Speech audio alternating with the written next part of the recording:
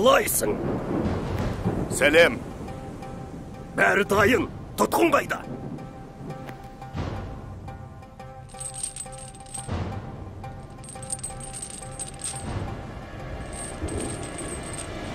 Мынау сол ма? Осы ма? Осы аралға жер аударатындай ол соншалықты қауіпті ме?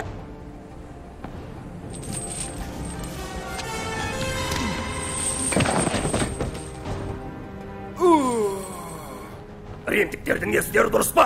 Тіліңе ие бол дейді.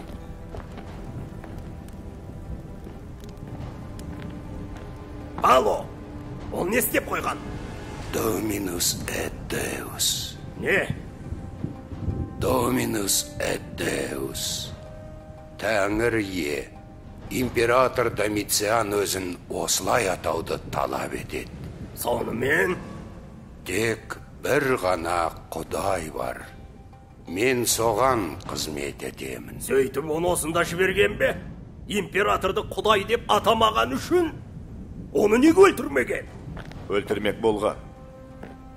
Бірақ ол өлетін емес.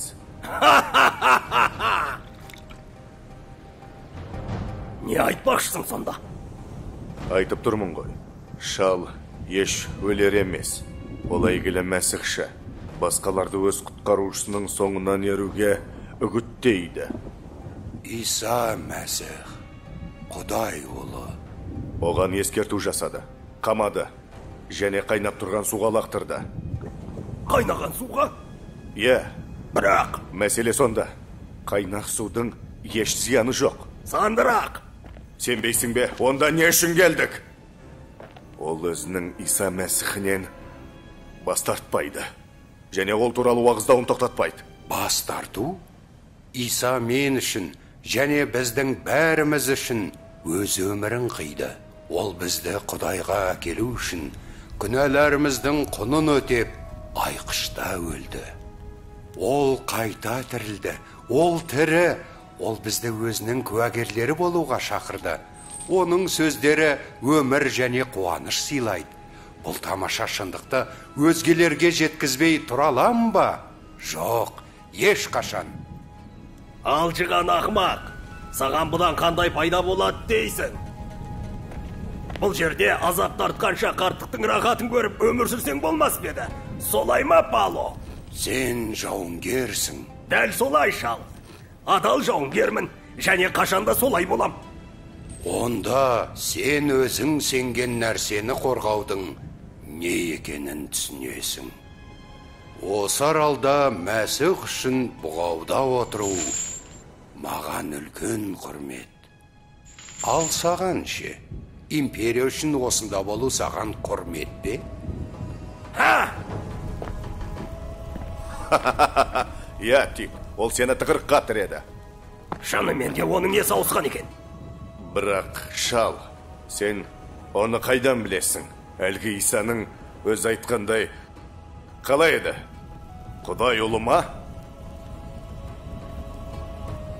Өйткені мен сонда болдым. Әуел бастан бір белгілер және пайғамбарлық сөздер болды. Осылайша сендерге Құдайдың өзі белгі береді. Бәк қыз құрсақ көтеріп, ұл табады. Оның атын Эммануил деп қояды. Яғни бұл Құдай бізбен бірге дегенді білдіреді. Бәк қыз? Бәк қыз? Бұл мүмкін емес. Құдай үшін бәрі мүмкін. Ол Галилеялық қызға періштесін жіберді.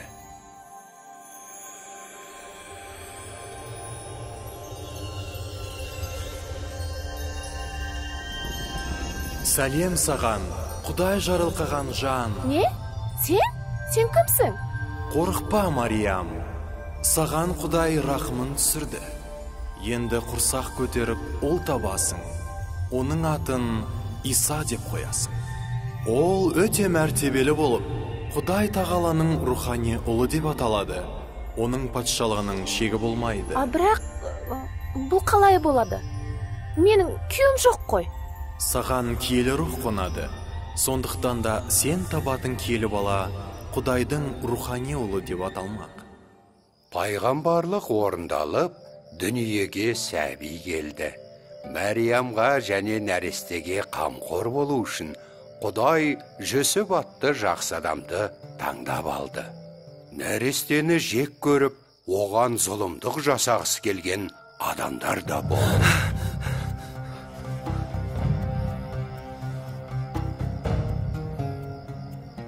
Мәриям, тездет, кетуіміз керек. Жүсіп?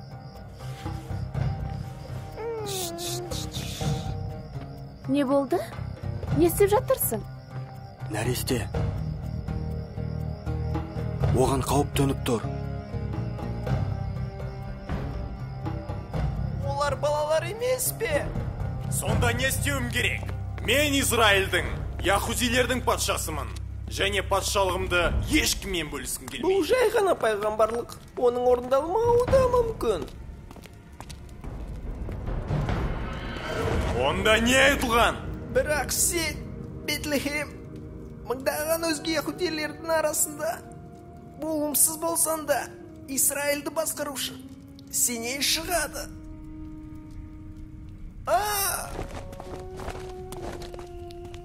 Ғұламалар айтқан! Яхуди патшасының дүниеге келген білдіретін жұлдыз. Әне тұр! Мен мұның іске асуына жол бермеймін. Мен Яхудея патшасымын. Тағымды ешкіммен бөлісейін деген ойым жоқ. Естіп тұрсың ба? Ешкіммен!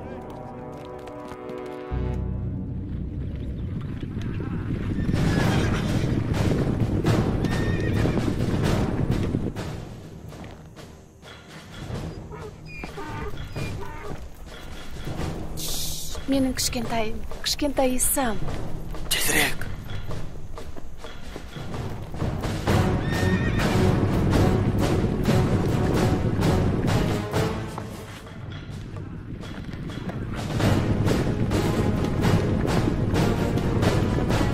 Жас екіге толмаған сәбилердің бәрін өлтіріңдер.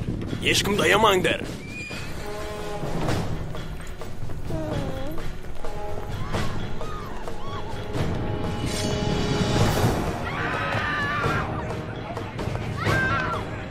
Өлтіріңдер.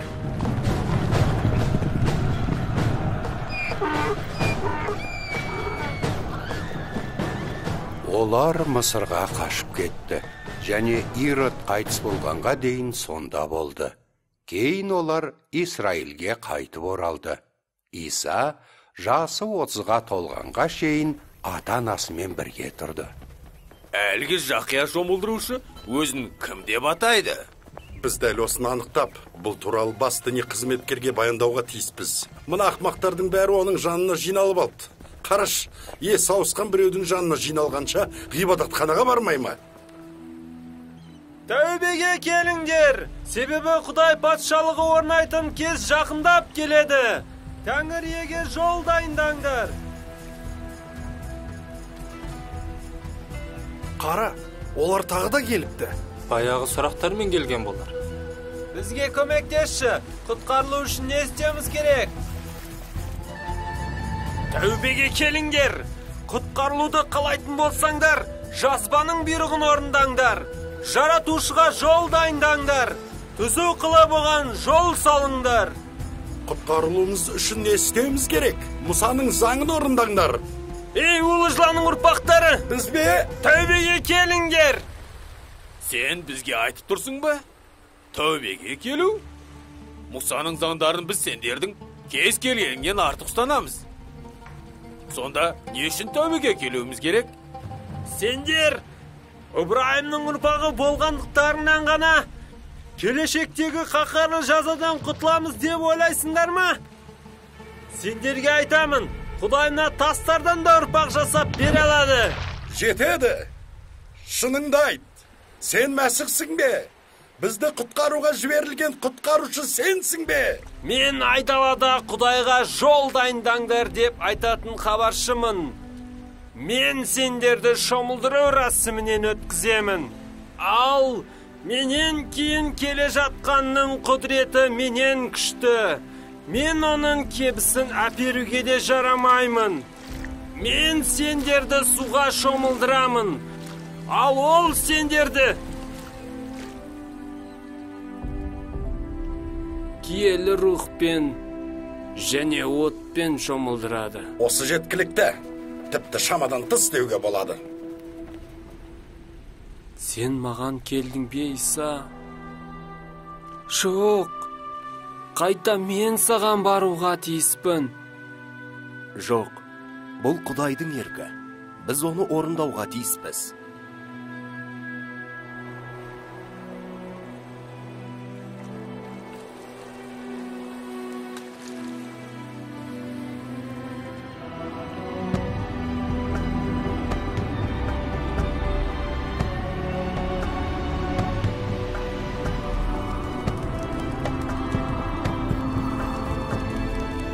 Бұл менің сүйікті ұлым.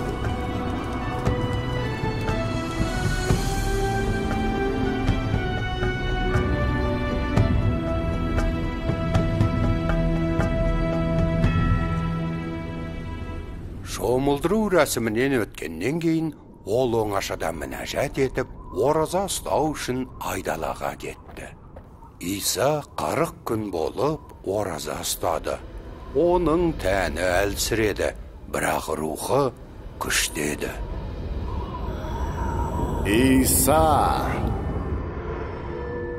Oh, İsa! Keremet! 40 gün orazа ұстау, қарашы.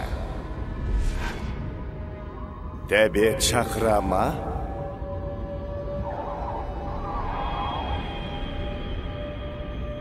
Егер шынымен де Құдай ұлы болсаң, онда мына тастарды нанға айналдыршы.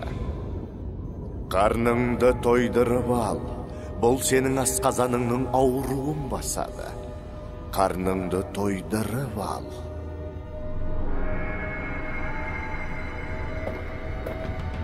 Адам тек нанмен ғана емес, Құдайдың аузынан шыққан әрбір сөзімен өмір сүреді делінген ғой. Ақымақ! Онда кім екеніңді дәлелде. Төменге қарай секір.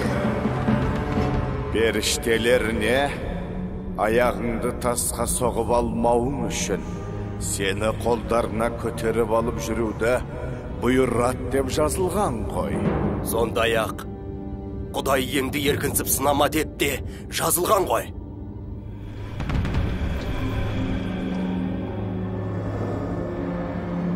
Олардың бәрінде саған беремін. Егер аяғыма жығылып, маған ғибадат етсең, олардың бәрінде саған беремін. Әскер беремін. Ойлан, Иса патша! Жоқ! Кет қасымнан, шайтан!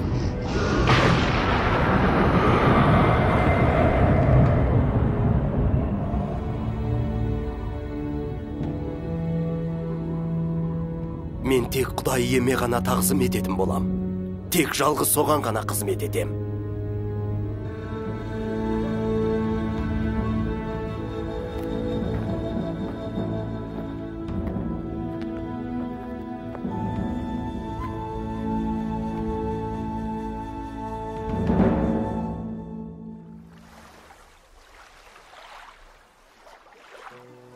Тезірек, ауды тартыңдар. Бекер әурелендік. Түні бойы теңізде болдық. Түні бойы. Не үшін әурелендік? Еңсеңді көтер, Шимон. Біраздан соң төсегіңде ұйықтап жататын боласың. Егер салық жинаушылар төсегімді алып кетпесе. Шимон! Бауырларымызда қырсыққанда жоқ бап көрінбей кетті ғой. Жақып, Шимон, айтсам сенбейсіңдер. Тура уақытысында келдіңдер. Інішек, жалпы бұл жерде біз жұмыс істеп жатырмыз. Білемін, Жақып, бірақ кешігуімнің себебі бар. Оның болғаны жақсы еді. Біз оны таптық. Кімді таптыңдар? Құтқарушыны. Құтқарушыны? шомылдырушы бізді оның соңынан еруге шақырды. Біз барып, онымен әңгімелестік. Иә, түні бойы. Түні бойы? Көреміз. Түні бойы? Ол жерде жұмыс көп. Біз түні бойы жұмыс істедік. Ал сендер екеуің болсаңдар. Сен кімсің? Сонымен, сен кімсің? Исамын. Бұл сол, әлгі адам. Құтқарушы, Назареттік Иса. Шимон, сабыр ет. Құтқарушы? Біз күткен құтқарушы ма? Назареттік нажарлы ма? Бұл рас, Шимон.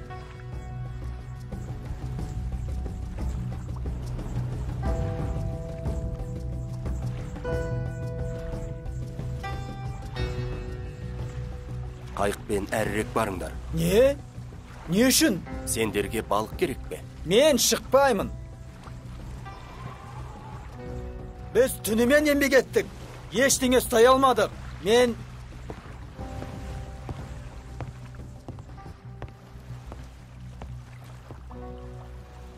Қане, Шимон, Жақып, неміз кетер? Сен бәрібір түнімен ұйықтамадың. Жүр, бұдан не шығатынын көрейік. Жарайды. Мен мұны ақмақ ойларыңнан арылу үшін істейін. Бірақ ертеңгі бар жұмысты екеуің істейсіңдер.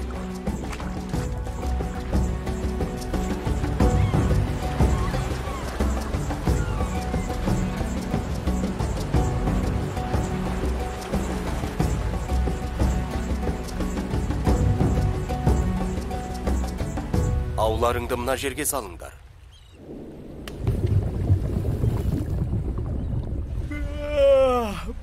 Осы әурешілік. Ештеңе шықпайды. Оятарсыңдар егер...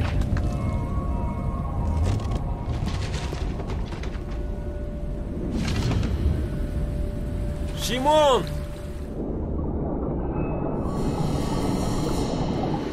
Шимон, қара, келші мұнда, көрші.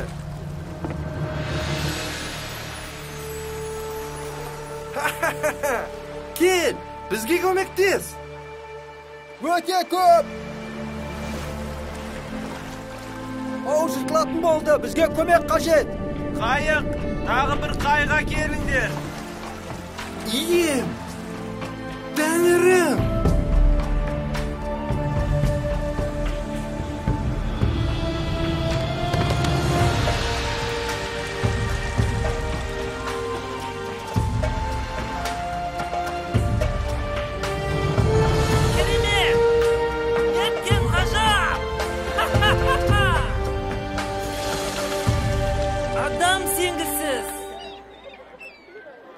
Өмірімізде мұнша балық ұстаған емеспіз. Мұндай табыс тапқан емеспіз. Мынау 2 теңге, ал мынау және мынау 3 теңгеден.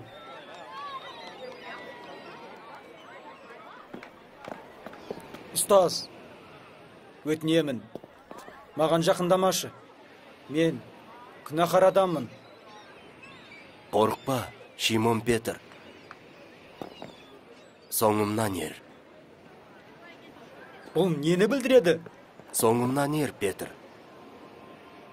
Бәрің соңымнан еріңдер. Мен сендерді адам аулаушы етіп жасаймын. Дәл, қазір ме? Ия, Петр. Бірақ, бұл біздің ең көп балық аулағанымыз. Сен адам аулаушы боласың.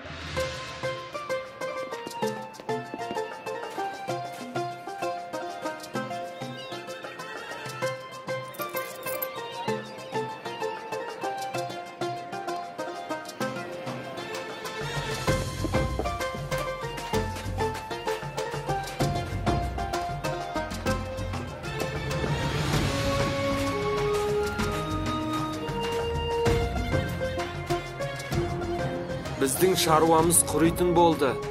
Бұл жақсы емес. Тоқтаңдар! Мені күте тұрыңдар!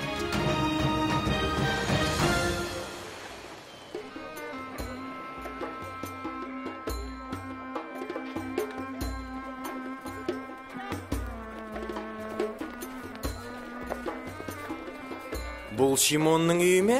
Назареттік Иса осында тоқтады ма? Иә, бірақ үйде аяқ басар жер жоқ. Мен өте көп балық аулаған кереметті естідім.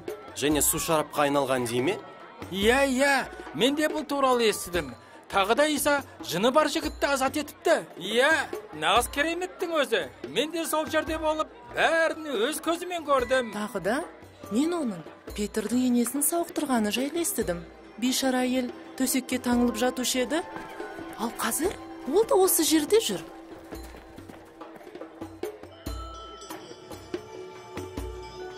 Құдайдан сұраңдар, сонда береді.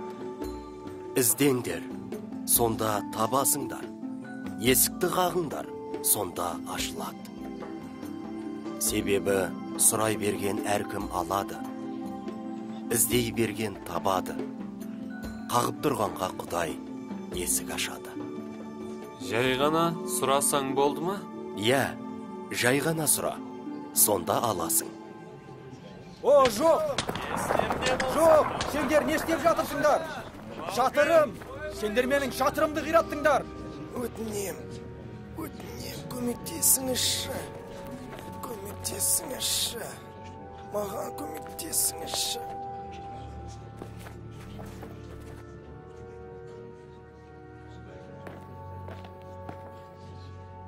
Менің ауырып жатқаныма көп жыл болды. Көмектесіңізші. Ем, сенің кереметтер жасайтыныңды естідік. Сен оған бір нәрсе істей аласың ба? Тым болмаса бір нәрсе. Тыныш, қайырымды ұстаз не істейді оған? Оны үйіне апарыңдар. Ұстаз, мен білемін. Сені Құдай естиді. Ұстаз, көмектесші.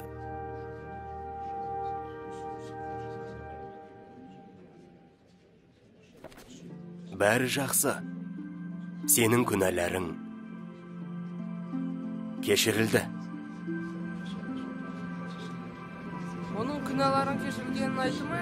Ол не деді? Күнәларының кешірілгенін айтты. Бұл мүмкін емес. Ол не деді? Ол Құдайға тіл тигізу. Күнәларды тек Құдай ғана кешіре алады. Құдайға тіл тигізу. Айтшы, сенің күнәләрің кешірілді де оңай ма? Әлде тұрда жүре бер деген оңай ма? Бірақ біліп қойыңдар, менің күнәларды кешіру билігім бар.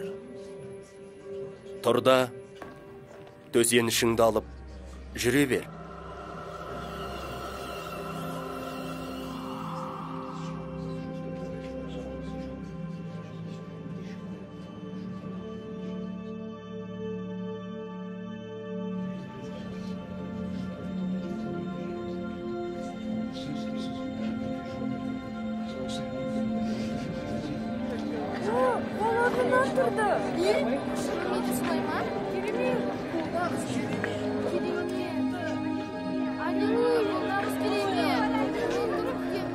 Рахмет, Тәңірім, рахмет.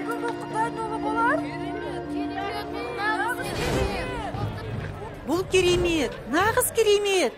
Айттым ғой саған. Ол Құдайға тіл тигізуші. Өз көздеріңізбен көрдіңіздер ғой. Біз сонда болдық. Ол сал адамды сауықтырды. Бұл жерде мұның еш қатысы жоқ. Адамды сауықтыру бір басқа. Бірақ күнәларды Құдайдан өзге ешкім кешіре алмайды.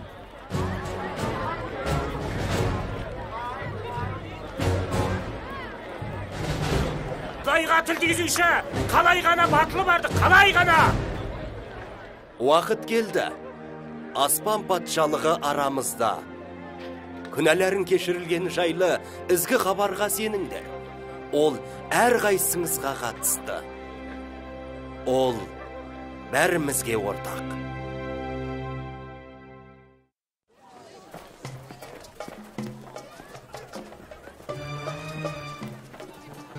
Тезірек, мен күні бойы болмаймын. Бар жиғанымыз осы. Сіз... Жоқ, не болса да мен бұлай істей алмаймын. Қалай дегенде де бұл аз. Ал енді барыңдар. Бірақ бұл шындық қой. Жетеді. Керемет.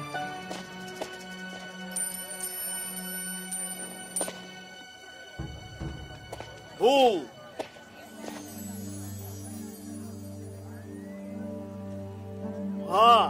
Бұл менікі. Бұл Матай ғой, салықшы. Ол римдіктерге салық жинайды. Және өзіне де аздап жымқырады.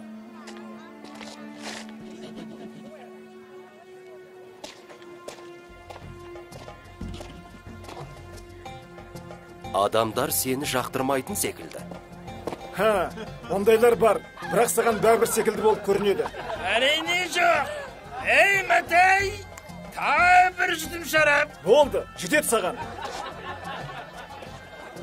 Құдайым-ай, онымен байланыспай-ақ қой. Адамдар айта береді, сен міндеттісің. Тоқтай тұршы. Сен әлгі бәрі айтып жүрген жаңа пайғамбарсың ба? Назареттен шыққан Иса. Тегізбе оған қолыңды. Саған не жоқ? Мүмкін ол қарсы емес шығар.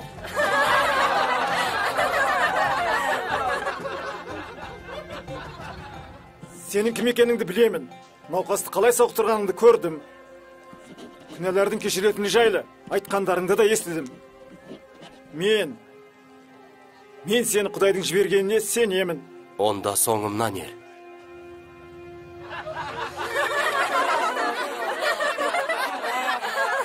Матай қасиетті адамның соңынан ереме. Олар дұрыс айтады ем. Мен жаман адаммын. Егер жақсы болғаныңда мен сені шақырмас едім. Жүр, Матай, соңымнан ер.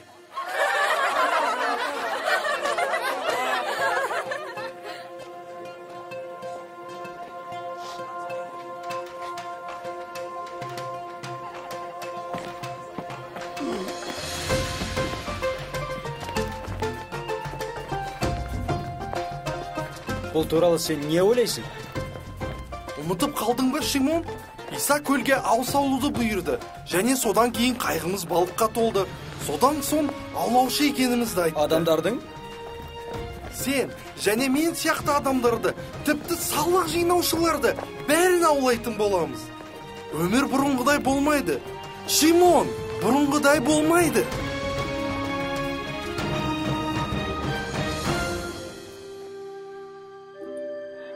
Иса науқастарды сауықтыру арқылы адамдарды таңғалдыруын жалғастыра берді. Маған жаратқан ие өзінің рухын қондырды. Ол мені жарлыларға ізгі хабар жеткізуге тағайындады деген пайғамбарлық осылайша орындалды. Сондай-ақ тұтқындарды босатып, соқырларға көре алатындарын жариялауға, езілгендерді қанаудан азат етуге және өзінің кешірім беретін мейірімділігін жариялауға жұмсады. Көмектесіңізші, мен зағиппын. Өтінемін, көмектесіңізші. Не? Сіз не істеп жатырсыз? Не бұл?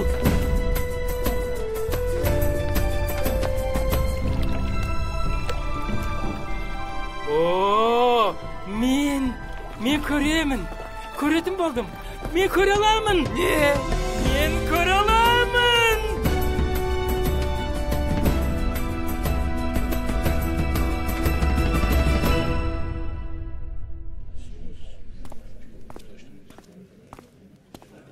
Оны бүлікші деп айттым ғой, алдамшы. Келсемін. Шарапшылар, салық жинаушылар, зинақорлар, ол өзінің күнәларды кешіре алатынын айтады. Бұл деген Құдайды қорлау ғой. Онда біз нені күтіп тұрмыз?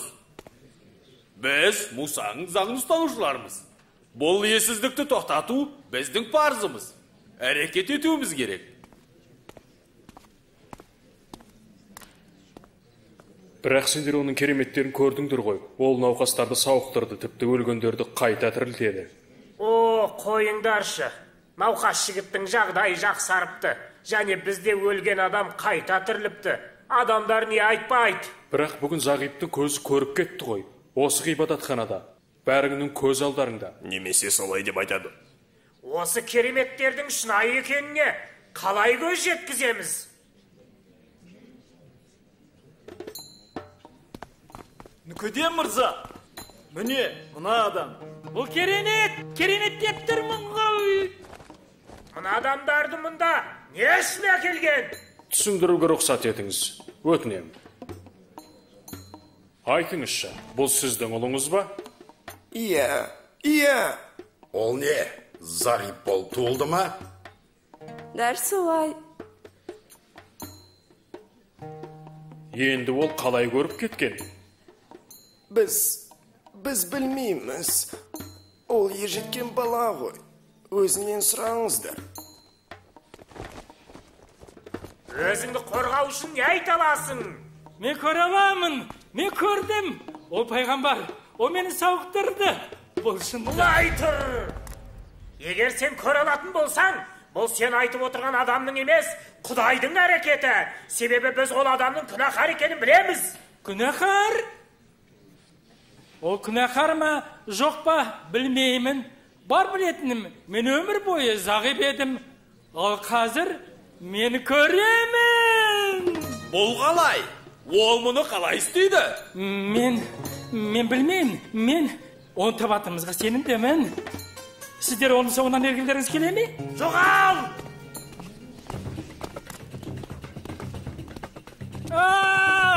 Мүмкін сен оның шәкірті боларсың, бірақ біз емес. Біз Мұсаның жолын ұстанамыз. Ал енді мына адамға келетін болсақ, біз оның қайдан келгенін де білмейміз. Сендер не? Мұны шынымен айтып тұрсыздар ма? Оны кім екенін білмейсіздер ме? Зағиптың көзін ашқан адам туралы бұрын естімеп пе едіңіздер? Айтып тұрмын ғой. Ол мені сауықтырды. Егер де Құдайдан келмесе, ол ештеңе істей алмас еді. Күнәһарлығынан соқыр болған сен, бізді үйретпексің бе? Жоғал! Мынаны мәжілісханадан шығарпастаңдар. Мен бұл кереметті көре аламын. Мен аспанды, бұлттарды, ұшып жүрген құстарды көре аламын. Мен көре аламын.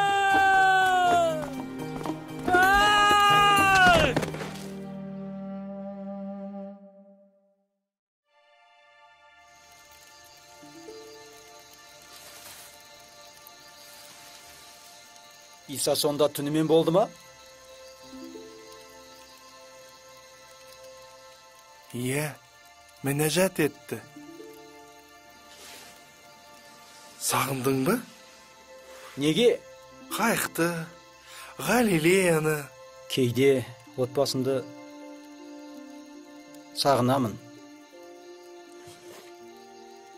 Бірақ әйелімнің асын аңсамаймын. Сондықтан да оның асы үшін сағынбаймын. Қайығым, еркіндік, теңіздің көкжиегі, осылар маған жетіспейді. Қайтып келген кезде сен оларды бағалайтын боласың.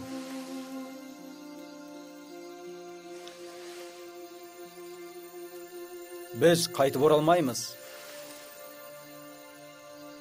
Біз өзіміздің бұрынғы өмірімізге ешқашан қайтып оралмайтынымызды білеміз. Құдайдың жоспары осындай.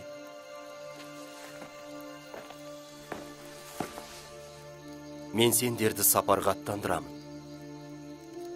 Жолға сендер екі-екіден аттанасыңдар. Сендер халықтарға Құдай патшалығы туралы ізгі хабар таратасыңдар. Бәріне Құдай патшалығы жақындап келе жатқанын жеткізесіңдер. Ұстаз, біз бәрін тастап, сенің соңынан ердік. Иә, Петр, дұрыс айтасың. Дәл солай. Кімде-кім мен және Інжіл үшін үйін, бауырларын немесе әке-шешесін, әйелін не балаларын тастап шығатын болса, онда ол 100 есе көп нәрсеге ие болады. Және қудалау көрсе, соңында мәңгілік өмірге ие болады. Сауықтырыңдар, жын буғандарды тазартыңдар, өлгендерді тірілтіңдер, жындарды қуыңдар, тегін алдыңдар, тегін беріңдер. Мен сендерді қасқырлардың арасына қой секілді жіберем. Сондықтан жыландай көреген көгершіндей ақ көңіл болыңдар. Сендерді бәрібірдей қабылдай бермейді. Мені адамдар алдында мойындаған әркімді мен де көктегі әкемнің алдында мойындаймын. Бірақ менен жұрт алдында танған әркімнен мен де көктегі әкемнің алдында танбақпын. Өміріне өзі иелік еткен әркім одан айырылады. Ал өмірін мен үшін қиған, оған мәңгі иелік етеді. Кім сендерді қабылдаса, соның мені қабылдағаны. Ал кім мені қабылдаса, оның мен жібергенді де қабылдағаны. Сөйтіп, біз оның өсиеті бойынша екі-екіден ізгі хабар таратуға аттандық. Адамдардың көпшілігі бізді қуана қабылдады.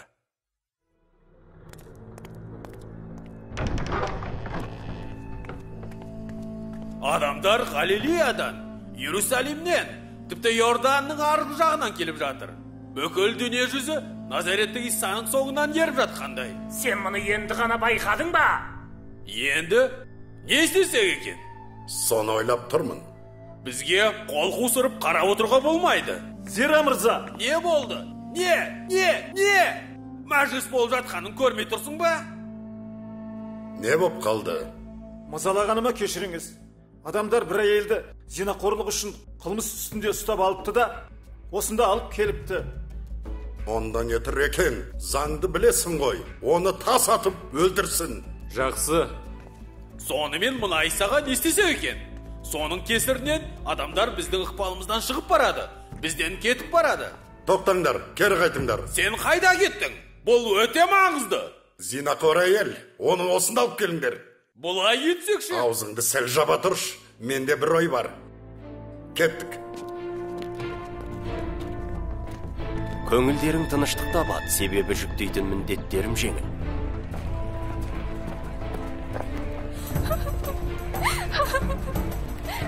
Айтшы, бұнда қандай мағына бар? Иса соқырлардың көздерін ашады. Онда біз де оның соңынан еріп жүргендердің көздерін ашуға тиіспіз. Кет бұлай тұрыңдар, жолдан бұлай тұрыңдар.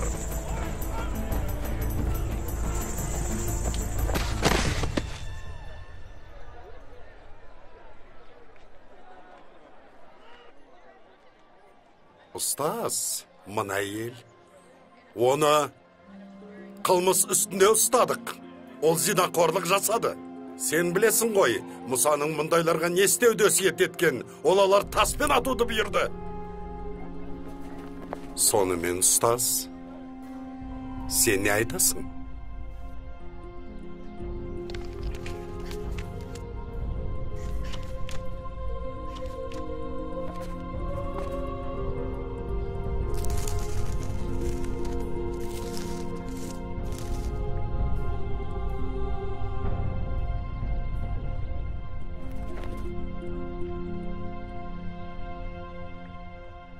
Араларыңда кімде-кім күнәсіз болса, сол әйелге бірінші болып тас лақтырсын.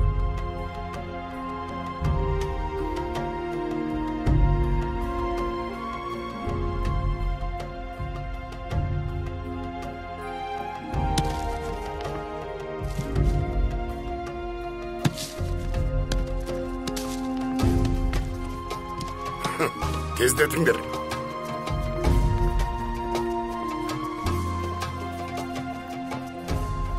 Әйел, әлгі айыптаушыларың қайда? Ешкім үкім шығарған жоқ па? Жоқ, ешқайсысы да мырза.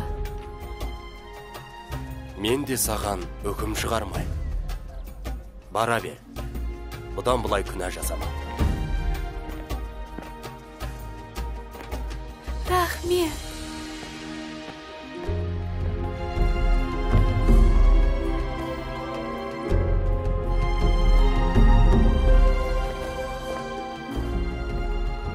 Бұл туралы не ойлайсың?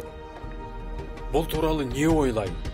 Қарашы, ол оның бар күнәсін кешірді. Оның жүрегі тыныштыққа кенеліп, мүлде басқа адамға айналды. Сен екеуміз осы кереметтің куәсі болдық. Оның өмірі жаңа арнаға түсті. Не деген ғажап. Бұл адаммен өзім сөйлесіп көргім келеді.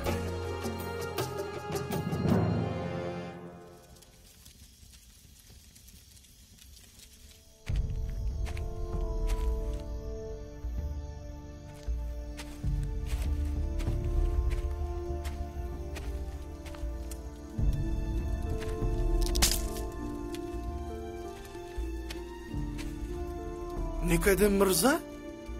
Мен ұстазбен кездесіп, әңгімелескім келеді. Ұстаз, мен сіздің Құдайдан келген мұғалім екеніңізді білем. Себебі сіз жасаған керемет істерді Құдайдың қолдауынсыз ешкім де жасай алмайды. Мен сенің соңынан ергендердің жүректеріндегі Құдайдың әрекетін сенен көріп тұрмын. Маңызды шындықты айтайын. Кім судан және киелі рухтан туылмаса, Құдай патшалығын көре алмайды. Бірақ есейген адам қалай қайта туылады? Тәннен тән туады.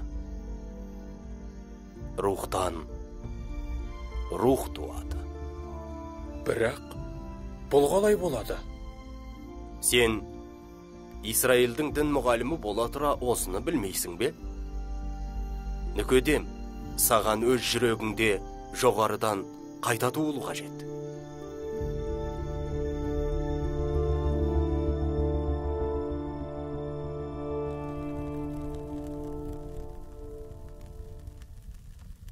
Ол адамдардың тәнін ғана емес, жандарында емдейтінге ұқсайды. Оған тіпті кейбір басшылардың өздері құлақ асатын секілді. Оның даңқы халық арасына кең тарап, оны тыңдау үшін адамдар шар тараптан келіп жатты. Кейде қарындарын тойдыру үшін де келетін. Ол барлығын тамақтандырды. Олардың алыс жол жүріп шаршап келгендерін білген Иса 5 күлше нан мен 2 балықты алып, 5000-нан астам адамды тамақтандырды. 5000? Иә, ал тағы бір жолы 4000 адамды. Осыдан кейін адамдар оны Исраилге патша етіп тағайындамақ болды. Шынымен де, бұл уәде етілген пайғамбар. Ондай кереметтерді одан басқа кім жасай алады? Сондай билікпен сөйлейді. Ол құтқарушы, Исраилдің патшасы. Біз күтіп жүрген құтқарушы, Иса!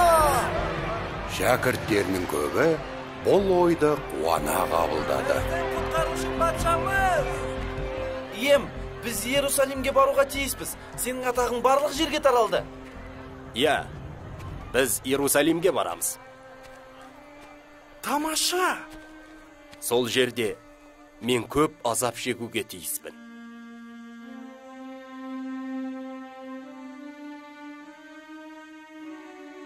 Дін мұғалімдері мен бас діни қызметкерлер менен бас тартады. Жоқ. Және сонда мені өлтіреді. Жоқ, ем, жоқ. Бірақ 3-ші күні мен қайта тірілем. Шәкірттерінің естейін дегендері бұл емес еді. Олардың кейбірі Иса жер бетінде патшалық құрат деп ойлады. Бірақ Исаның міндеті басқа болатын. Қайсың ең бастыларың болғың келсе, сол сендерге құл іспетті қызмет ете берсін. Мен өзіме қызмет еткізуге емес, өзім қызмет етіп көптеген адамдардың азаттық төлемін өтеу үшін жанымды қиюға осы дүниеге келдім. Бұған біреулер таңданды, екіншілері қапа болды, ал кейбіреулері ренжіді. Исаның ілімінің көптісі адамдардың түсінігіне ауыр еді. Жауларыңды жақсы көріңдер. Өздеріңді жек көретіндерге жақсылық жасаңдар. Араларыңда кейбіреулер маған нан мен балық жеп, қарындары тойғандықтан еріп жүр. Өткінші тамаққа емес, мәңгілік өмір беретін рухани нәрге ұмтылыңдар. Оны сендерге көктен келген мен ғана бере алам. Көктен түскен тірі нан менмін. Одан жеген әркім мәңгілік өмірге ие болады. Бұл нан менің денем. Оны адамзат шынайы өмірге ие болсын деп. Кейбір шәкірттері оның ілімінен бас тартып кете бастады. Себебі олар Исаның жер бетінде патшалық құрғанын қалайтын еді. Ал шайтанның азғыруына түскен 12 шәкірттің бірі бәрін өз қолына алуға талпынды.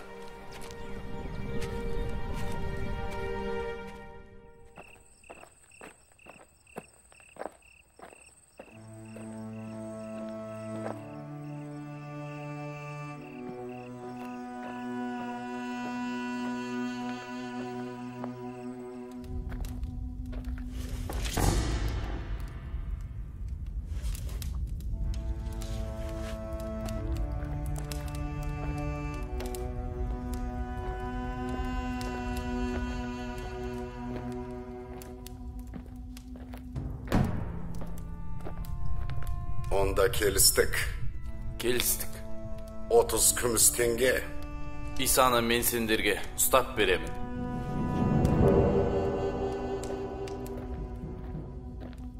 Біз абай болуға тиіспіз. Исаның халық арасындағы беделі зор.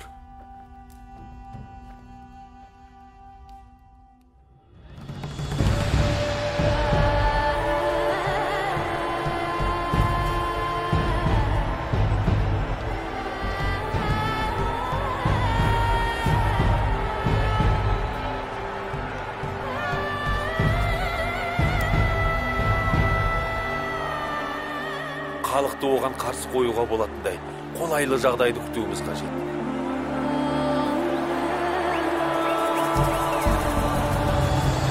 Кім? Ол кім? Бұл Иса, Назареттік Иса. Керемет орындалды ма?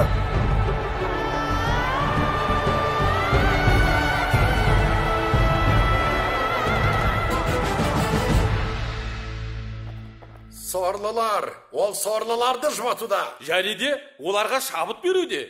Жағдай бақылауымыздан шығып барады деп айттым ғой.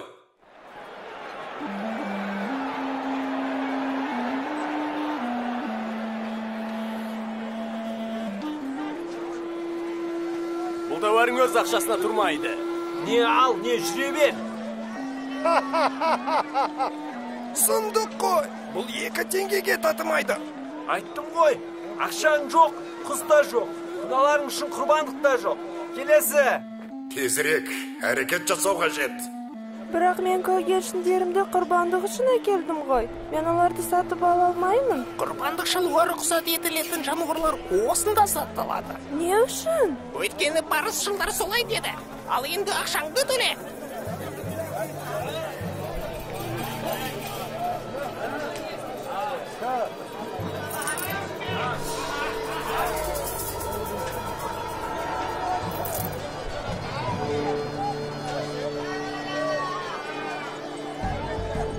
Тәңірім.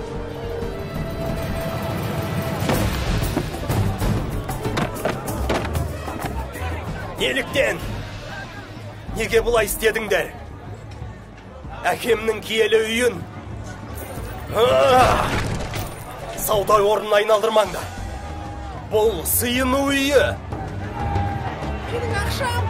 Менің ақшам. Алып тастаңдар. Бұл жерден бәрін шығарыңдар.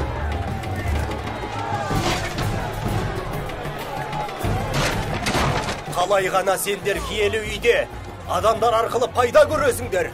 Құдайдан қорықпайсыңдар ма? Жоғалтыңдар бәрін. Тоқта!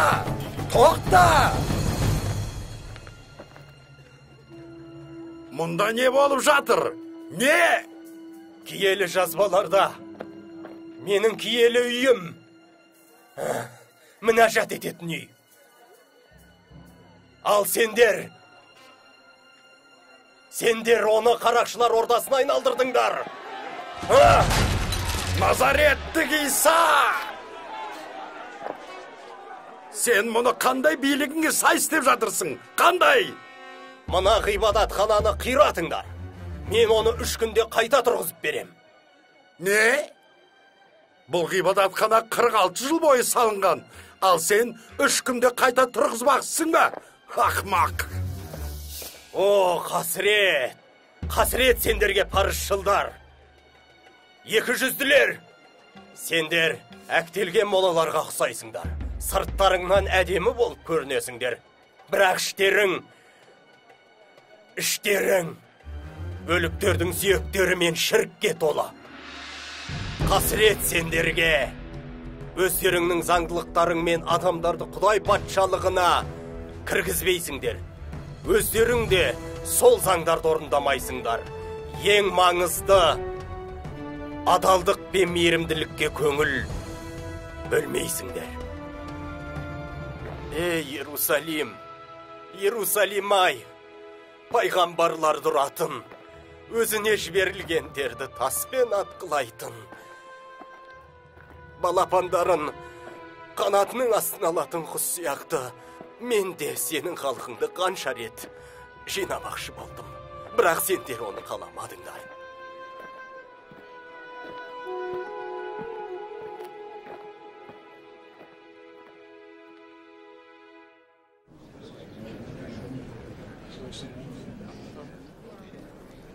Бұған шыдауға болмайды. Біздің билігімізге қауіп төніп тұр. Әрекет ету керек. Біздің әрекетсіздігіміз Исаға пайдасын тигізуде. Израиль халқы жолдан тайып жатқанына қарап отыра береміз бе? Оның ілімі біздің ілімімізге еш қайшылығы жоқ. Келісемін. Оның ілімі миға қонымды. Қонымды? Сендер халықты қалай толық тұрған көрмедіңдер ме? Бірақ біз жануарларды сатуымыз шектен тыс екенін мойындауымыз керек. Халыққа бұл ұнамайды. Бұл жаңалық емес. Мүмкін. Бірақ мәжілісханадағы мына жағдай ертең одан не күтуге болады? Сонымен, егер мен дұрыс түсінсем, ол өзін Яхуди патшасымын дей ме? Кешірім өтінемін, Қайафа. Оған бұл мансапты өзінің жолын қуушылар берген. Солай болғанда да, ол өзін опасыз ететін бұл атақтан бас тартқан жоқ. Басқа мүмкіндікті қарастырып көрейік. Таңдалған бүкіл халық қырылғанша, бір адамның өлгені жақсы болады. Сенімен келісемін. Мен де Назареттік Иса халқымызға тек қана кесірін тигізеді. Одан құтылуымыз керек. Бір ыңғайы келген сәттен ақ. Мәжілісханадағы жағдайдан кейін біз оның қайда кеткенін де білмейміз.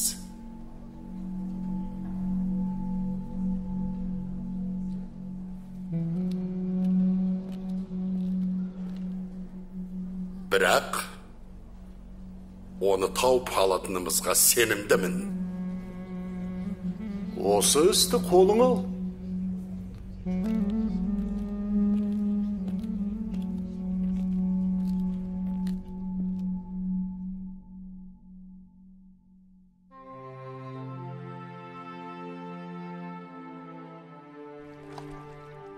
Жоқ, ұстаз. Бұл малайлардың атқаратын ісі. Ол саған лайық емес. Шимон Петр, маған ұстаз ием дейсің. Айтқаның дұрыс, себебі мен солмын. Егер мен иелерің және ұстаздарың бола тұра, аяқтарыңды жусам, сендер де бір-біріңе солай қызмет етулерің керек. Мен сендерге қалай қызмет етсем, сендер де солай қызмет етсін деп үлгі көрсеттім. Менің шәкірттерім екендеріңді адамдар бір-біріңе деген сүйіспеншіліктеріңнен білетін болады.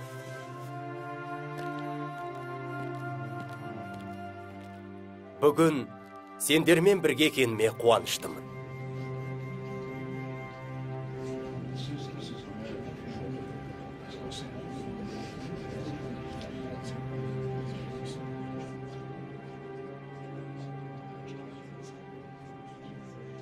Ұстаз, не болды?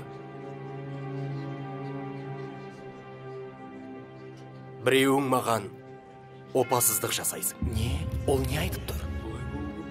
Ұстаз, ол мен емеспін бе? Арамызда шынымен сатқын бар ма? Мен емеспін бе? Бұлай болуы мүмкін бе? Ұстаз, ол кім? Мен емеспін бе?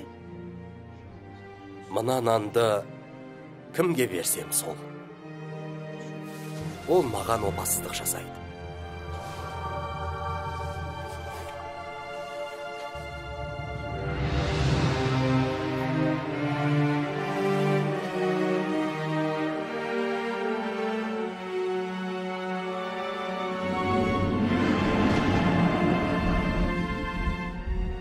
Ойға алғаныңды тезірек іске асыр.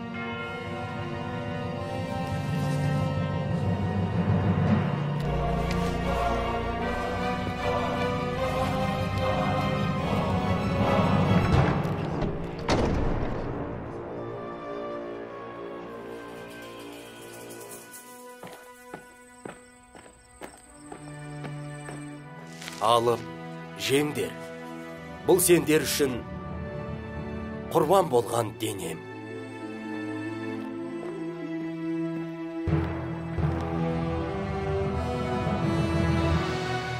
Мынау көптеген адамдар үшін төгілетін менің қаным. Ол күнәлардың кешірілуі үшін төгіледі.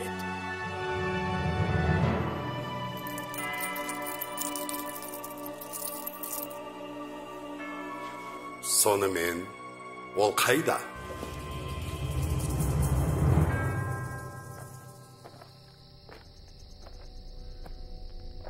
Бүгін түнде бәрің менен безіп кетесіңдер. Себебі бұлай жазылған. Бақташыны ұрып өлтіремін.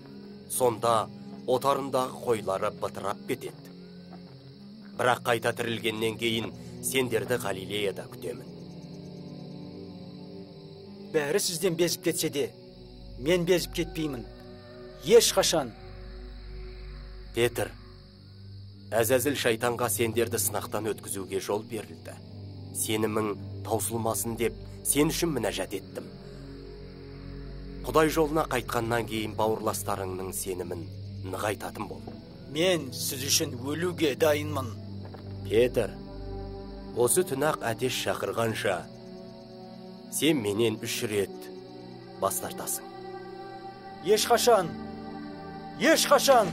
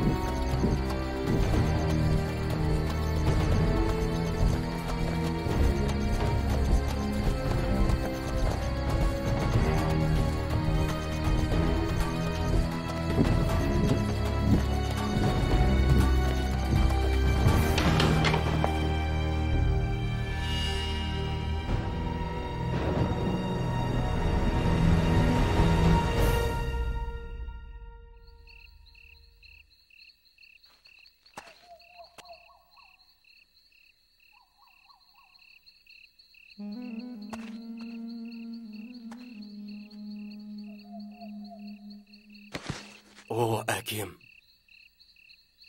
егер сен қаласаң, осы тостағанды маған жолатпай алып кете көр. Бірақ менің емес, сенің еркің. Сенің еркің болсын.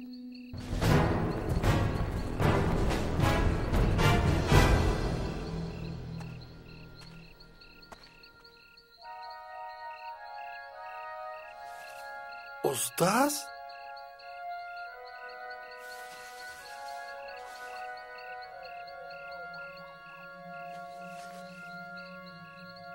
Уақыт жетті. Маған опасыздық жасаушы осында.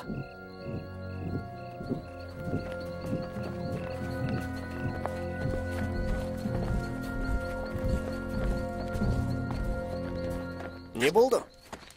Яхуда? Мұнда не болып жатыр? Яхуда, тоқташы. Жасақшылар мұнда не істеп жүр? Ұстаз.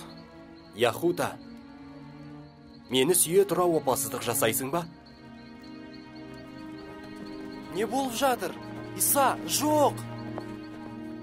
Кімді іздеп жүрсіңдер? Назареттік Исаны. Ол менмін. Мені тұтқындауға, қарақшыға қарсы аттанғандай семсермен сойыл алып шыққандарыңыз қалай? Күнде ғибадатханада болғанымда маған қол көтерген жоқсыздар. Бірақ жазба орындалуға тиіс. Тоқтаңдар, не болып жатыр? Оны жайына қалдырыңдар. Оған тиме, кетіңдер. Оны жіберіңдер. Жоқ! Петр! Одан бұлай тұрыңдар. Жіберіңдер мені. Семсеріңді қынабыңа сал. Әкем маған дереу 12 әскери бөлімнен астам періштелерін жібермейді деп ойлайсың ба? Сауығып кет.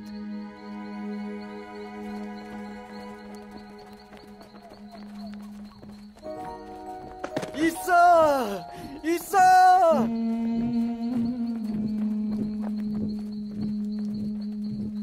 Иса! Ием! Иса!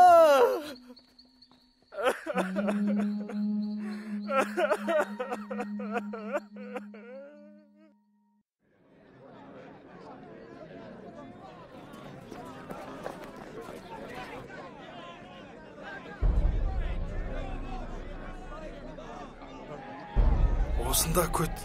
Сен қайда барасың? Не болып жатқанын біліп келейін. Жұқан! Жұқан!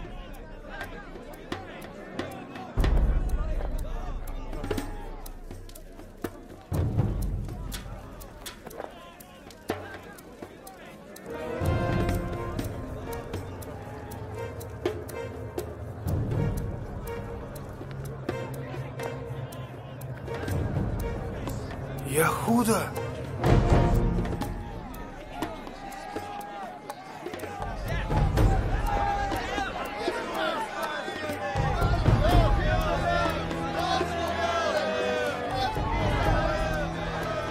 Сенің бұл айыптауларға қарсы айтар ештеңең жоқ па?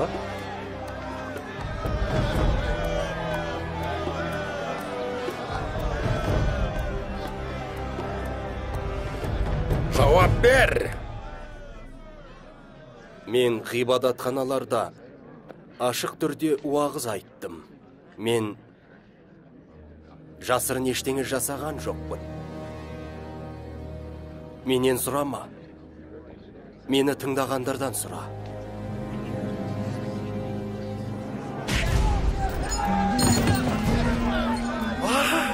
Иса!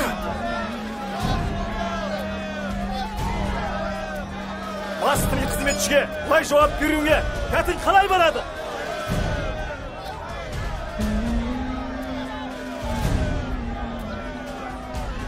Егер мен бір нәрсені дұрыс айтпасам, оны айт. Ал егер олай болмаса, мені не үшін ұрасың? Қаяфа! Жетеді. Жетеді.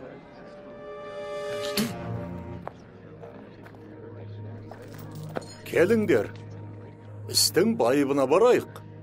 Мұнда жиналғандар саған ауыр айып тағуда. Олар сенің өзіңді Құдай ұлы деп атайтыныңды айтты.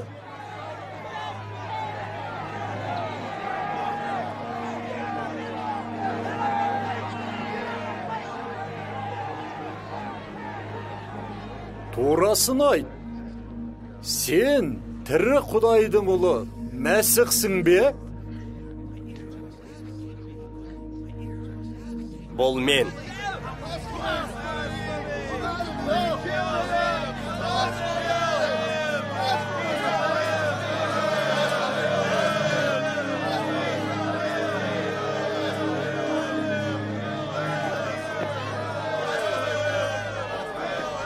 Менің билеуші ретінде құдірет иесінің оң жағында отырғанымды әрі аспандағы бұлттармен келе жатқанымды әлі-ақ көретін боласың.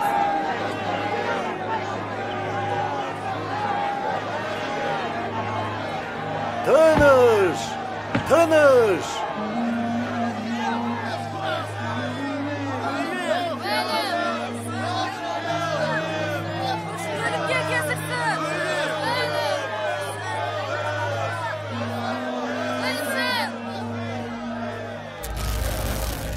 Бізге куәгерлердің қажеті қанша? Құдайды қорлаған естідіңдер ғой. Сендерге қалай?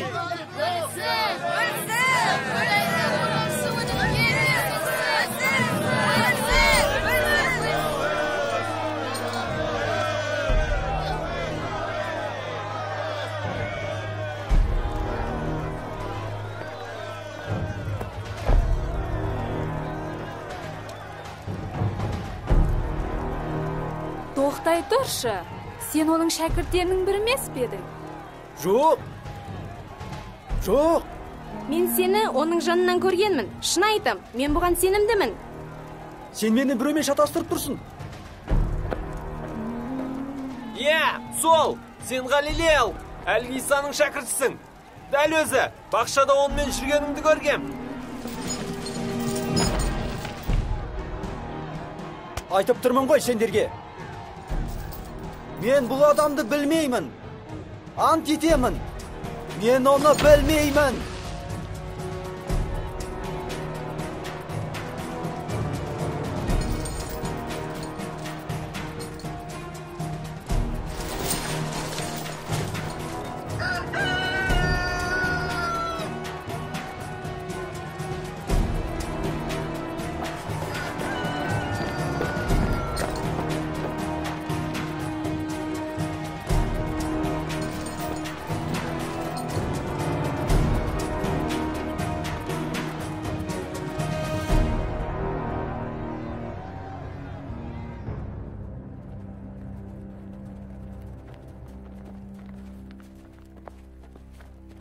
заң былай дейді. Өлім. Рим заңдары біздің өлім жазасын орындауымызға тыйым салатынын білесіңдер ғой. Бірақ римдіктерге тыйым салмайды, оны Пилатқа апарайық. Өтінемін, маған онымен сөйлесуге рұқсат беріңдер. Жарайды, өте берсін. Мен кінәсіз адамға қастық жасадым. Қайтып алыңдар. Мен кінәсіз адамға қарсы күнә жасадым. Біздің шаруамыз қанша? Мен күнә жасадым.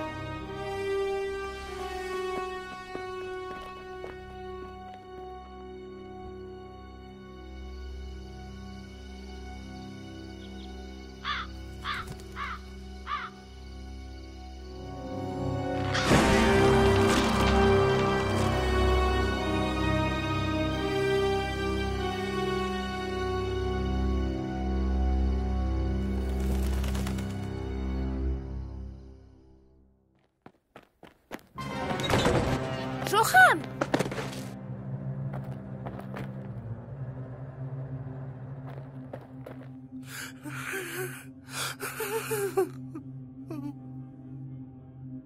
Исаға бір нәрсе болды ғой, солай ма? О, ұлым менің! Оны Понтий Пилатқа алып кетті. Ол үкім шығарады. Мені сонда апаршы.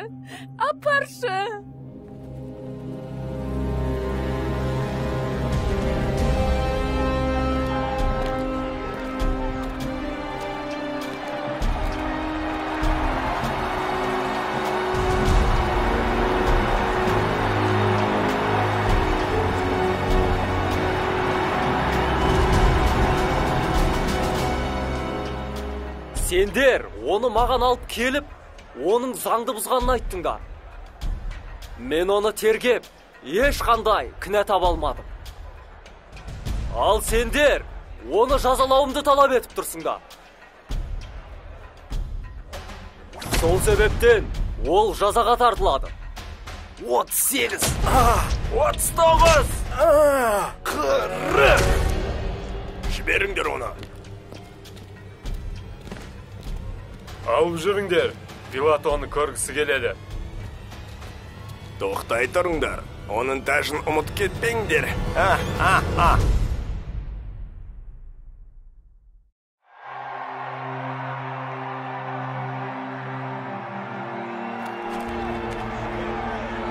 Міне, сол адам.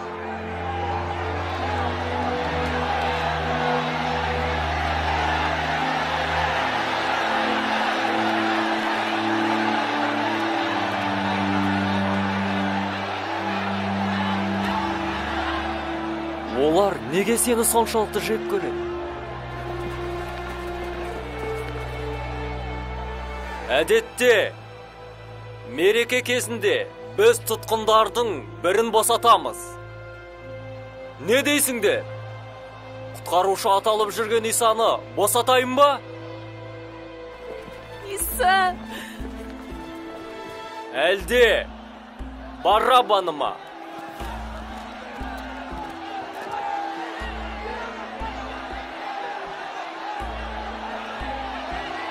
Барабаны, паршылдар сіздің Барабаны босатқаныңызды қалайды.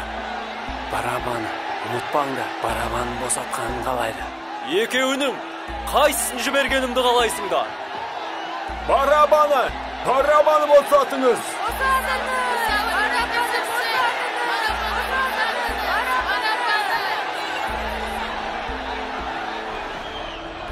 Ал мына адамды қайтемін. Өзін құтқарушымын деп жүрген Мәсікке не істеймін? Айқышқа керілсін. Бірақ не үшін? Ол қандай жамандық жасады? Біз заң бойынша өмір сүреміз. Және ол заңға сай өлуі тиіс. Себебі ол өзін Құдайдың ұлымын деп жариялады.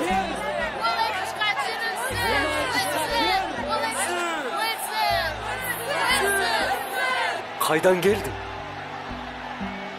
Менімен сөйлескім келмей ме? Сені айқышқа керіп, босату менің билігімде екенін білмейсің бе? Егер де бұл жоғарыдан берілмегенде, сен менің үстімнен билік жүргізе алмас едің. Сондықтан, мені саған әкелген адам үлкен күнә жасады.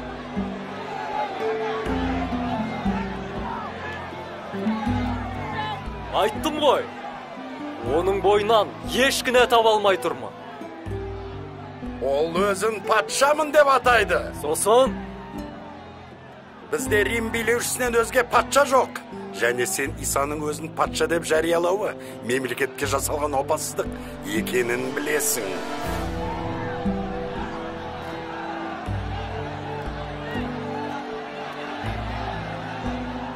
Бұл адамның қанының төгілуіне мен кінәлі емеспін.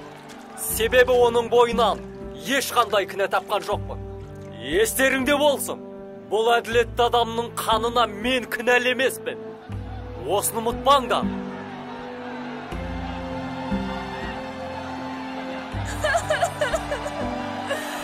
Ұлым менің. Оның қаны біздің және біздің балаларымыздың мойнында.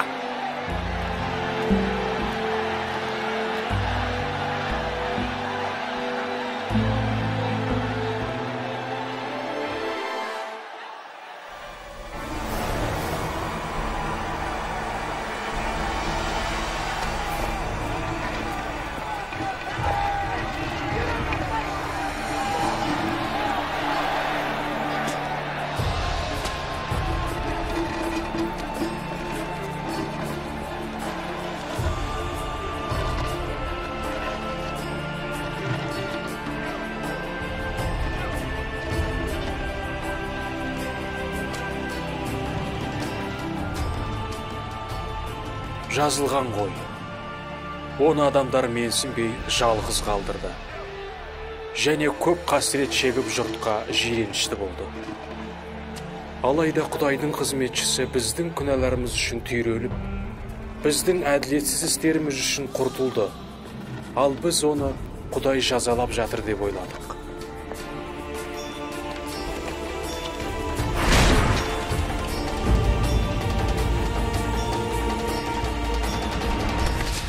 Ал жаратқан ие бәріміздің күнәларымызды қызметшісінің мойнына артты. Біздің әділетсіз істеріміз үшін жазаланды. Және оның жараларының арқасында сауықтық.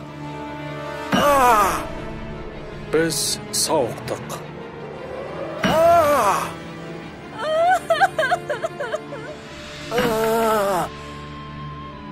Бәріміз адасқан қойлардай тентіреп,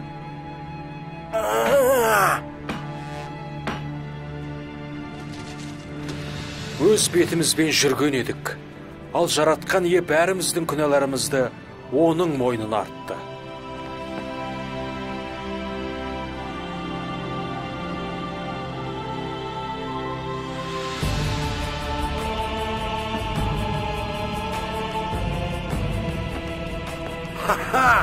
Өзгелерді құтқарыпты ғой. Ал өзіне көмектесе алмайды екен. Айқыштан түсіп келсін, сонда ғана біз оған сенеміз. Егер Құдай оған разы болса, қазір құтқарып алсын. Ол өзінің Құдайдың рухани ұлымын демеп педі. Әке, оларды кешіре көр. Олар не істеп жатқандарын түсінбейді. Сен мәсіх емессің бе? Өзіңді және бізді құтқарсаңшы. Тыныш. Әлде сен Құдайдан қорықпайсың ба? Тіпті қазір ме? Біз қылмыскерміз. Соған лайық жазамызды алдық. Ал ол ешқандай жаманшылық істеген жоқ. Иса, патшалығыңызға кіргенде мені есіңізге ала көріңіз. Саған шындығын айтайын.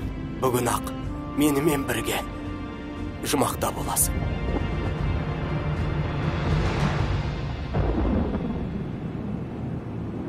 Ол айқышта 3 сағаттай азап шеккеннен кейін тал түсте әдеттен тыс оқиға орын алды.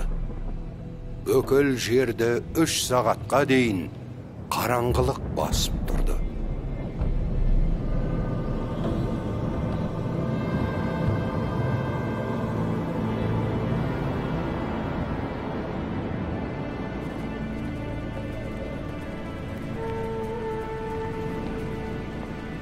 Анашым, бұл сенің ұлың, ал ол сенің анаң. Әке, неге сен мені қалдырдың?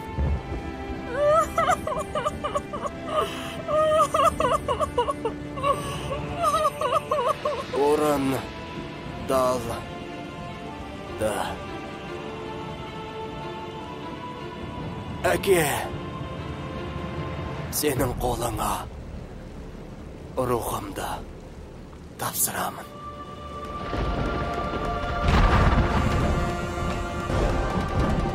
Иса жан тапсырған кезде жер қозғалып, таулар шайқалды.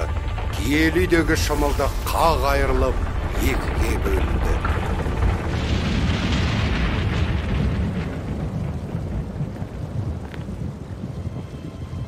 Бұл адам шынымен де әділ адам болған екен.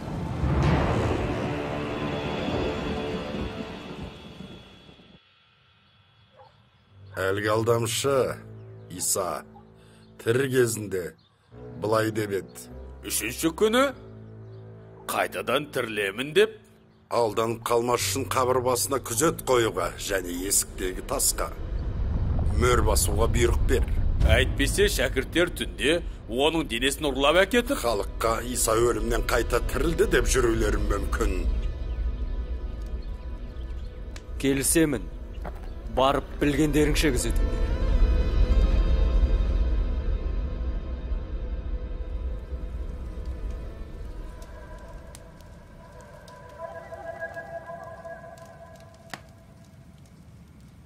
Үш күн!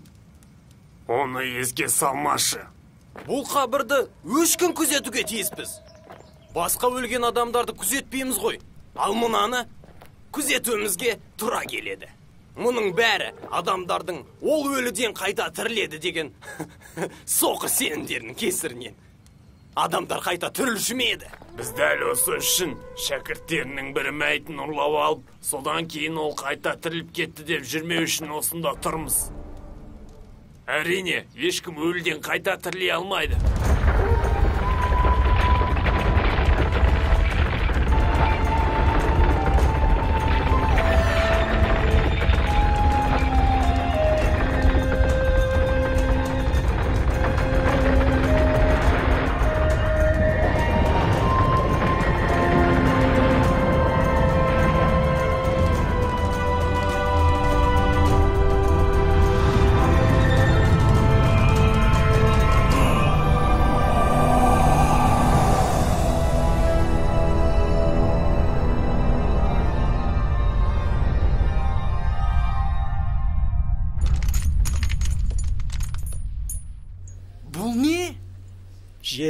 Жер тербеліп тұр.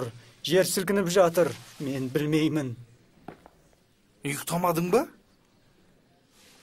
Саған ұйықтау керек.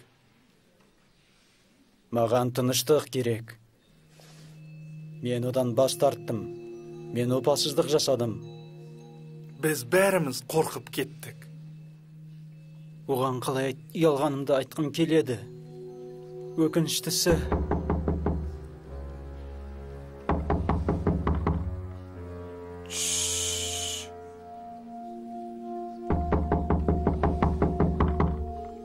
біздің бұл жерде екенімізді ешкім білмейтін шығар деп едім. Мүмкін бұл. Барып көрейін. Жақып, жоқ.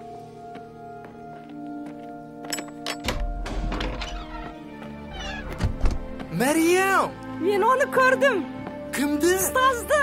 Мен оны көрдім. Ол тірі. Не дейді? Дәл өзі айтқандай. Ол қайта тірілді. Ол шынымен тірілді. Қабірде денесі жоқ болып шықты. Бірақ қалай? Қабір бос қалыпты. бәтес тұр, бірақ денесі жоқ.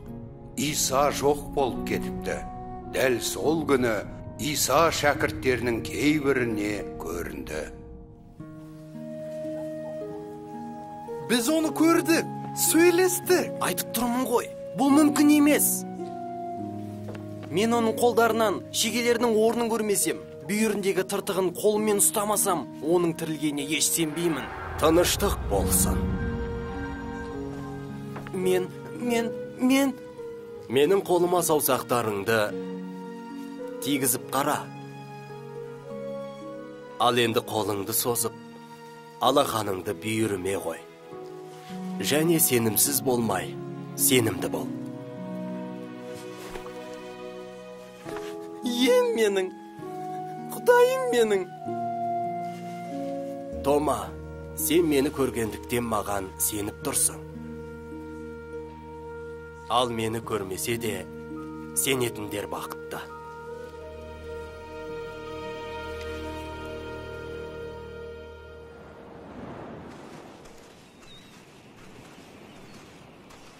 Шимон Петр, сен мені жақсы көресің бе? Ем, сен менен 3 рет сұрадың. Сен бәрін де білесің. Сізді жақсы көрем. Менің қойларымды бақ. Шимон Петр, жас кезіңде сен беліңді өзің байлап, қалаған жағыңа бардың. Ал қартайғанда қолыңды созып тұрасың.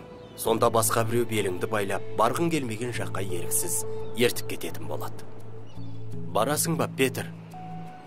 Мен үшін барасың ба? Я, ем, сен қайда бар десең, мен соңынан қуанышпен ерем. Ем, ал жоқанше, онымен не болады? Ол туралы уайымдама.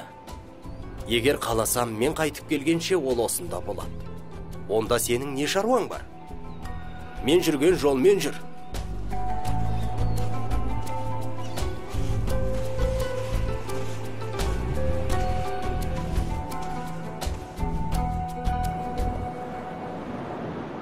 Осыдан кейін олардың көбі әлгі шәкірт өлмейді, дұрысын айтқанда өз дұшпандарының қолынан өлмейді деп есептей бастады.